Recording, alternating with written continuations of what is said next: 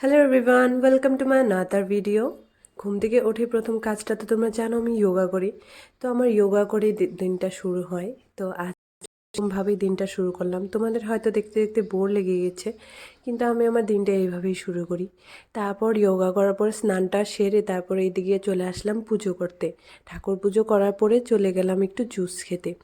আজকে একটু আলাদা খাবো ব্রেকফাস্টে। তো প্রথমে তো তোমরা জানোই আমি জুসটা খেয়ে নিই। তো জুসটা খাওয়ার জন্য এদিকে সুন্দরভাবে আমি এটাকে বের করে তারপরে জুসটা খেয়ে নিচ্ছিলাম। আর এদিকে চলে আসলাম একটু স্কিন কেয়ার করতে। স্নান করার পরে আমি একদমই করিনি। তো এদিকে মুখটা একটু মুছে হালকা একটু ঠান্ডা জল দিয়ে মোছার পরে এদিকে চলে আসলাম একটু সানস্ক্রিন অ্যাপ্লাই করার জন্য। এটা কিন্তু সানস্ক্রিন প্লাস ময়শ্চারাইজার দুটা একসঙ্গেই আছে। তো আমি তার জন্যই না সানস্ক্রিন আর অ্যাপ্লাই করিনি। তো মাঝে মধ্যে কী হয়, এটাকে আমি সানস্ক্রিন বলে ফেলি। তো তোমরা দেখতেই পারছো এটা দুটো জিনিস একসঙ্গে আছে। তারপরে এদিকে চলে আসলাম ব্রেকফাস্ট বানাতে। এটা হলো টোফু আর ভেজিসগুলো দিয়ে একটা ভাত ভাজি বানাবো। আর এটা খেতে কিন্তু আমার খুব দারুণ লাগে। সবজিগুলোর সাথে একটু ভেজে নেব।